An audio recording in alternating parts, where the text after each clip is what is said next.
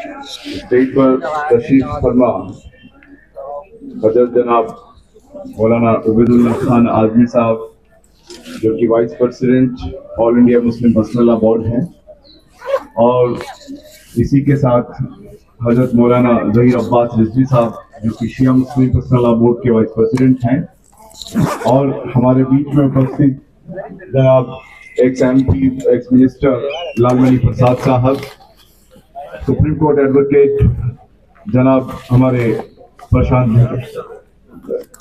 Bhanu Pratap supreme court advocate हमारे जनाब भानु प्रताप साहब, हमारे लोका संगठन के भानु प्रताप जी, और हमारे डॉक्टर जरावेद साहब, जो हमें याद दिलाते हैं वो वीर का वो परमवीर चक्र जो वीर अब्दुल हमीद साहब ने अपनी शहादत के साथ इस देश को बचाने के लिए, मैं साथ ही उनको भी याद करना चाहता हूँ। और मेरे साथी दीगर जो मेरे खास तौर पर हमारे जो जनरल सेक्रेटरीज हैं, मोहम्मद इलियास तुंबे साहब, यास्मीन फारूकी साहिबा, और नेशनल सेक्रेटरीज और नेशनल कमेटी मेंबर्स, स्टेट के प्रेसिडेंट जनरल सेक्रेटरीज और स्टेट कमेटी मेंबर्स, मेरे सामने बैठी हुई मेरी माँ और बहनें, बुजुर्ग भाइयों, दोस्तों, मैं तमाम को इसलिए एक एक जिक्र में लेके आ रहा हूं कि जो ये विरोध प्रदर्शन है उसमें जो प्रेजेंस है, जो आप लोगों की अगुवाई है, वो पार्लियामेंट में जो आंख मुंह कान बंद करके बैठी हुई जो गूंगी बहरी सरकार है, इस पार्लियामेंट स्ट्रीट से आज जितनी बातें होंगी, जो भी हक और इंसाफ की बातें होंगी, कहीं उन तक पहुंचे और बेशर्म सरकार को कहीं ना कहीं कोई शर्म आए, इसी के लिए हम लोग आज यहां जमा हुए हैं। जो हमारा संवैधानिक हक है, उस संविधान के हक को, जिन जनता के वोटों को लेकर वहां बैठे हुए हैं, वो चौकीदार जो देश में चोरी कर रहा है, और वो ही नहीं बल्कि उड़ी बाबा 40 चोर है, वो उनका पूरा साथ दे रहे हैं। जो मिनिस्टर, जो उनके कैबिनेट मिनिस्टर्स हैं, और साथ ही साथ कैबिनेट मिनिस्टर्स के साथ जो बाकी के हमारे 4 पिलर्स, उनका जो गलत इस्तेमाल हो रहा है, आज उन सब पर यहां बात होगी। भाई खास तौर से सबसे पहले मैं वक्फ की बात करना चाहता हूं। और वक्फ जो हमारे संविधान ने हर मजहब के मानने वालों को जो यहां मजहबी आजादी दी है, उस मजहबी आजादी का अहम हिस्सा है, मुसलमानों के मजहब का एक अहम हिस्सा है। जब यहां धर्मनिरपेक्षता की बात की जाती है, तो वो धर्मनिरपेक्षता सरकार पर लागू होती है, उस पर आयद होती है। उसका काम नहीं होता कि वो किसी धर्म विशेष के लिए काम करे, देश को खोदकर हर जगह मंदिर स्थापित करने का काम करे। सरकार का ये काम नहीं है कि वो किसी विशेष धर्म को लोगों के सामने प्रस्तुत करे। सरकार का ये काम है कि जितने जाति धर्म के लोग हैं, उन्हें बेखौफ होकर अपने धर्म की रक्षा और सुरक्षा के लिए आजादी हो। वो अपने जो भी धार्मिक स्थल है, वो मस्जिदें हो, वो दरगाहें हो, वो कब्रिस्तान हो, उनकी हिफाजत सरकार करके दे, और वो बेखौफ अपनी पूजा, अपनी इबादत बेखौफ होके करें। और संविधान ने यह हक दिया है कि तमाम मज़ाहिब अपनी जान पर खेल कर भी अपनी इबादत गाहों की हिफाजत करे। जब पहली बार जब हजरत उमर रज़ियल्लाहु ताला अन्हु ने प्यारे हबीब हजरत नबी अलैहिस्सलाम को ये कहा, ये पूछा कि या रसूलुल्लाह सल्लल्लाहु अलैहि वसल्लम, मेरे पास कुछ जमीन मुझे तोहफे में आई है, मैं उसे कुछ अच्छे काम में, समाज के काम में देना चाहता हूं। तो हुजूर सल्लल्लाहु अलैहि वसल्लम ने उसी वक्त कहा कि उसे वक्फ कर दो। ये नबी की बात है और नबी की बात के लिए हम, हमारा खानदान, तमाम हर चीज कुर्बान कि वक्फ कर दो। और वक्फ के माने होते हैं ठहराव के, वो फिक्स, इंग्लिश में बोलते हैं फिक्स हो गई है वो।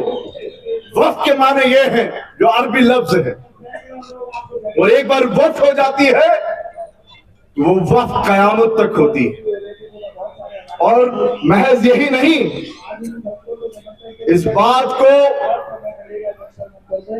खुद हमारा एक्ट जो 1995 के अंदर जो वक्फ एक्ट बना है, जिसके पहले सुप्रीम कोर्ट ने भी एक ऑर्डर में ये कहा, उसके बाद सुप्रीम कोर्ट ने भी ये कहा है 1998 के अंदर कि जो संपत्ति, प्रॉपर्टी एक बार वक्फ कर दी जाए तो वो हमेशा के लिए वक्फ होती है। ये सुप्रीम कोर्ट की गाइडलाइन से, सुप्रीम कोर्ट का 1998 के अंदर जजमेंट है। बावजूद उसके 2013 में और भी वजाहत के साथ जो वक्फ अमेंडमेंट एक्ट आया, जो वक्फ अधिनियम कानून बना है, जो वक्फ संशोधन कानून है, उसमें भी साफ तौर पर कह दिया गया और उसको पावरफुल किया वक्फ को। और वक्फ जो सेंट्रल काउंसिल है, उसी के अंदर जो तमाम स्टेट्स के अंदर वक्फ बोर्ड है, जिसमें 32 के करीब वक्फ बोर्ड, इस वक्फ सेंट्रल काउंसिल के अंदर आते हैं। उन्हें यह पावर दी गई है कि वो सेंट्रल गवर्नमेंट और स्टेट गवर्नमेंट को और अपनी स्टेट जो वक्फ बोर्ड है उनको गाइडलाइन दे सकती है। जो गालिबन 8,51,000 से ज्यादा वक्फ प्रॉपर्टीज हैं, जो कि गवर्नमेंट ऑफ इंडिया ने खुद इस बात को वाज़ेह तौर पर बता दिया है।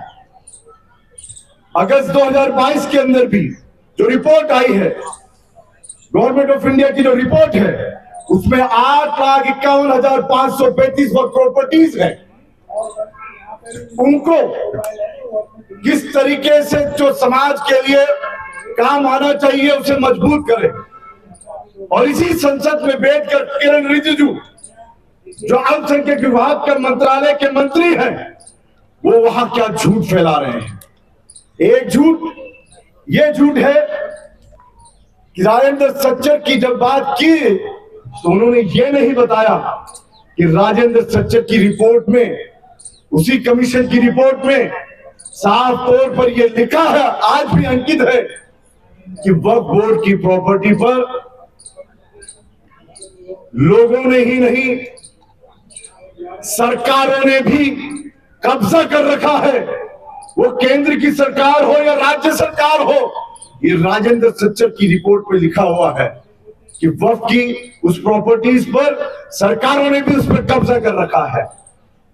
तो जब मंत्रालय किस लिए होते हैं, जब आप अल्पसंख्यक विभाग के मंत्रालय को देखेंगे और जब वक्फ अधिनियम को देखेंगे, उसके अंदर साफ लिखा हुआ है कि ऐसी नीति बनाई जाए कि जिस नीति से वो जो अल्पसंख्यक समाज है उसका उत्थान हो, वो मजबूत हो, वो सामाजिक रूप से हो, आर्थिक रूप से वो लोग किस तरह से उनका उत्थान हो सकता है, वैसी नीति बनाई जाए। इस संसद में कौन सी नीति बना रहे हैं? वक्फ के खिलाफ काम कर रहे हैं। सरकारों का काम क्या होता है? सरकारों का काम होता है कि जो विभाग कमजोर हो, जो धर्म के लोग, जो एक वर्ग, एक जाति के लोग अगर कमजोर हो तो उन्हें उठाए, आर्थिक सामाजिक तौर पर उनका उत्थान करे और उन्हें बराबरी के साथ आगे बढ़ाए। लेकिन वो लोग क्या बोल रहे हैं और क्या कर रहे हैं वो समझना होगा। जब वो बोलते हैं वहां से बैठकर कि जो वक्फ का जो अभी एक नया संशोधन बिल वो लेकर आ रहे हैं 2024 में, जो फिर से एक वक्फ अमेंडमेंट बिल बना रहे हैं और जिसके लिए जेपीसी को बनाया है, उसमें क्या है? जहां एक और हिंदू श्राइन बोर्ड के अंदर कोई भी मुस्लिम नहीं है, ये लोग बोलते हैं कि जो वक्फ की जो कमेटियां हो उसमें मुस्लिम्स के अलावा दूसरी धर्म के लोग आना है। अरे बेशर्म सरकार, तुम्हें शर्म आनी चाहिए। बीजेपी गवर्नमेंट के अंदर एक भी मुस्लिम मंत्री है? अभी एक भी मुस्लिम मंत्री है? ये सेकुलरिज्म की बात करेगी ये बेशर्म सरकार। इन्होंने अभी जब पार्लियामेंट इलेक्शन हुआ, क्या एक भी मुस्लिम को कैंडिडेट बनाया है? ये धर्मनिरपेक्ष सरकार नहीं है, ये सांप्रदायिक सरकार है। ये वो लोग हैं जिन्होंने बाबरी मस्जिद पर हमला किया। वो उन आतंकवादियों के सरगना है जो यहां पहुंच गए हैं, जिन्होंने हमला किया। जहां सुप्रीम कोर्ट ने आस्था के आधार पर फैसला किया है, आपको मालूम होना चाहिए कि एविडेंस के आधार पर बताया है कि वो एक क्रिमिनल एक्ट था। जो वहां मूर्तियां रखी गई, जो वहां चढ़ाई की गई, जो बाबरी मस्जिद को शहीद किया गया। बाबरी मस्जिद को इसलिए आपको याद दिलाना चाह रहा हूं कि जब वो हमला हो रहा था तब भी हमने कहा कि यह हमला बाबरी मस्जिद पर नहीं, यह हमला देश के लोकतंत्र और संविधान पर हमला है। और हर मर्तबा 6 दिसंबर को बैठकर हमारे भाई लोक संगठन के बिरजू नायक और तमाम लोग भी हैं, हम हर बार ये बताते हैं कि जब एक पर हमला है वो सब पर हमला है। ये हमारे देश को समझना पड़ेगा। और ये बैठकर वक्फ कमेटी के अंदर ऑलरेडी पहले से ही महिलाओं को कोई रुकावट नहीं है कमेटी में लेने के लिए। ये झूठ फैलाते हैं और इतना झूठ फैलाते हैं कि समाज को भी ये लोग गुमराह करते हैं।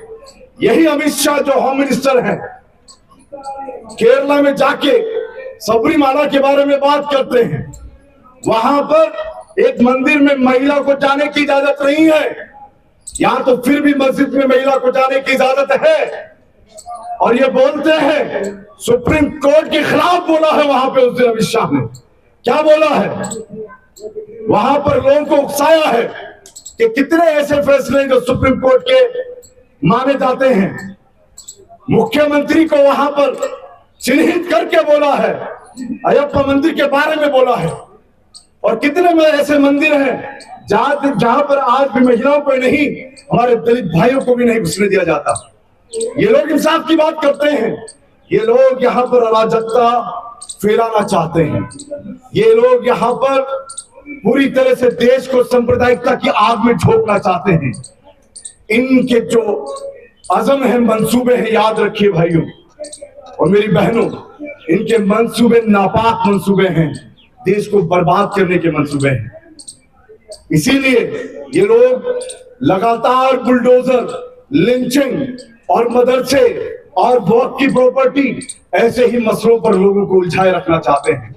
क्योंकि लोग महंगाई की बात ना करें, लोग बेरोजगारी की बात ना करें। सिंधु बॉर्डर पर बैठे हुए मेरे किसान भाई जो आज भी अपनी लड़ाई लड़ रहे हैं, कितने लोगों ने अपनी जाने गंवाई हैं, आत्महत्याएं की हैं देश के अंदर, आज भी वो बैठे हैं। उन किसानों की बात ना हो, निर्भया से अमाया तक। और आज जब बैठा हूं तो किसी न किसी महिला का, मेरी बहन का कोई ना कोई रेप केस कर रहा होगा। कितने रेपिस्ट पार्लियामेंट में बैठे हैं, कितने रेपिस्ट विधानसभा में बैठे हैं। ये लोग बेटी बचाओ के झूठे नारे के साथ हमारी बेटियों की दुर्दशा कर रहे हैं, महिलाओं के ऊपर अत्याचार कर रहे हैं। ये तमाम बातें जो महंगाई है, बेरोजगारी है, शिक्षा है, उन लोगों के सामने ना आ जाए, इसलिए ये एक लगातार टारगेट करके मुसलमानों को टारगेट कर रहे हैं। मुसलमानों की बातों को इस तरीके से देश में ला रहे हैं। इनका मसला, इनका मुद्दा अपना हिंदुत्व का एजेंडा है, जो एक धर्म का एजेंडा नहीं है। ये हिंदुत्व का एजेंडा उनकी एक अलग विचारधारा है, जो हिटलर की विचारधारा थी, उस विचारधारा को लाना चाहते हैं। इसीलिए मैं उस कौम से जिसकी जिम्मेदारी रही है, पहले भी देश को आजाद कराने में शहादतें दी हैं, आज भी उसका एक वारिस वीर अब्दुल हमीद शहीद का यह बेटा है, जिन्होंने देश को बचाने के लिए आजादी के बाद भी शहादत दी, और आज भी हमको लोकतंत्र और संविधान को बचाने के लिए शहादत देनी है। क्योंकि इस कौम को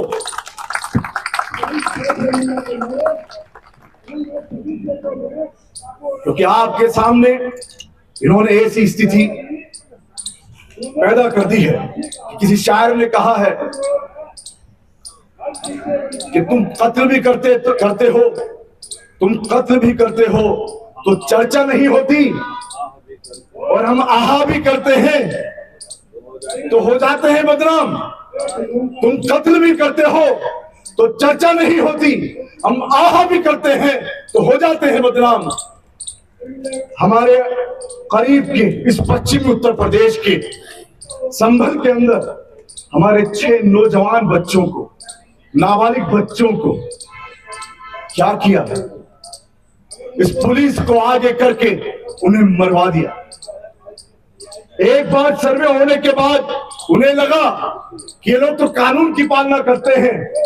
वो जय श्री राम के नारे के साथ, मौत के साथ, उस वकील के साथ और इस पुलिस के साथ जो उसके साथ गुंडाई कर रही थी,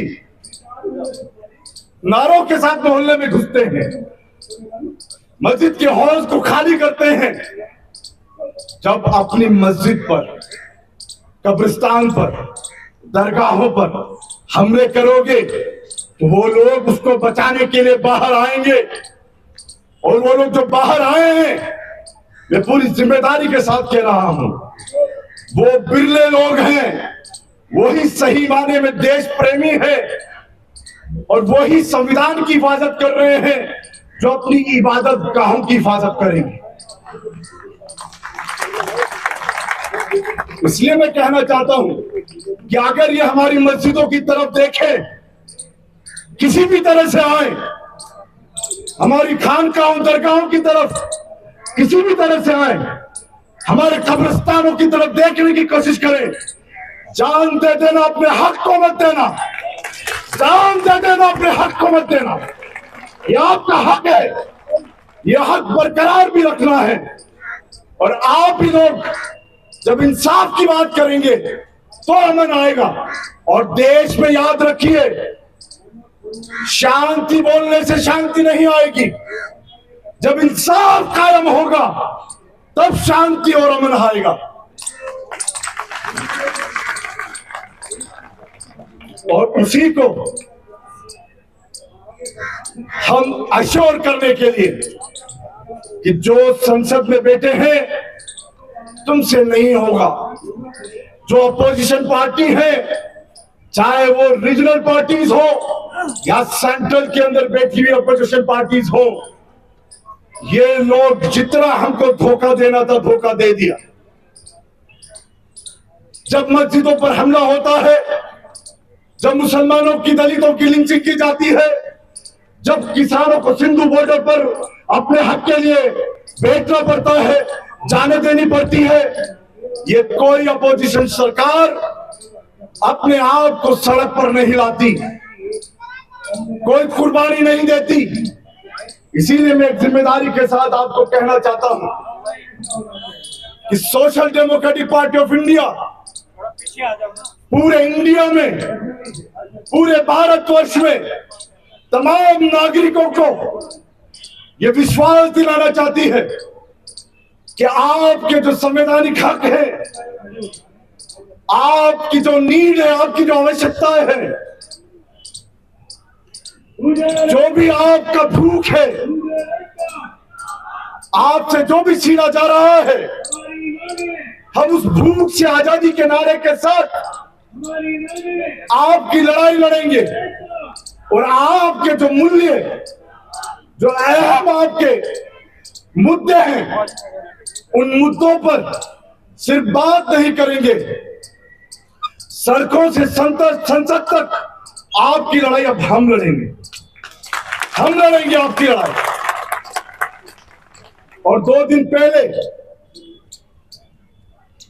मैं इस बॉर्डर से आ रहा हूं, वेस्ट बंगाल से। उस फरक्का बैराज मुर्शिदाबाद से लाल गोला तक एक रेल यात्रा, हमारी पूरी एक पथ यात्रा फरक्का बैराज मुर्शिदाबाद से लाल गोला तक एक पद यात्रा को संबोधित करके आपके पास आ रहा हूं। और उस पद यात्रा में जो 5 लाख लोगों को बेघर कर दिया है, वहां पर जो बैराज है, उसका जो किनारा है, 500 स्क्वायर मीटर जमीन खत्म हो चुकी है और लोग बेघर हो चुके हैं। 5 लाख लोग, जिनको रोटी नहीं, कपड़ा नहीं, मकान नहीं, स्वास्थ्य नहीं, शिक्षा नहीं, अलग अलग प्रदेश के अलग अलग शहरों में जाके नौकरियां कर रहे हैं। उनकी आवाज उठा के हम लोग आ रहे हैं और उन गूंगी बहरी सरकार को ये बता रहे हैं कि जो अब मुद्दे हैं लोगों के, वो कोई भी जाति का हो, कोई भी धर्म का हो, उसके बेरोजगारी के मुद्दे, उसकी शिक्षा के मुद्दे, उसके स्वास्थ्य के मुद्दे, उसके मकान के मुद्दे, उसके अपने रहने के तमाम मुद्दे, उन सबको हम उठाएंगे।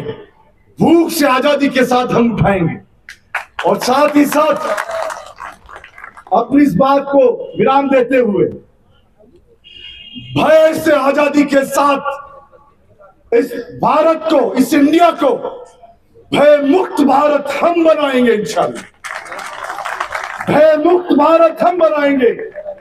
जिस तरीके से ईडी, सीबीआई को इस्तेमाल कर रहे हैं, पुलिस प्रशासन को इस्तेमाल कर रहे हैं, हम लोग सड़कों पर आके इनको रोकेंगे।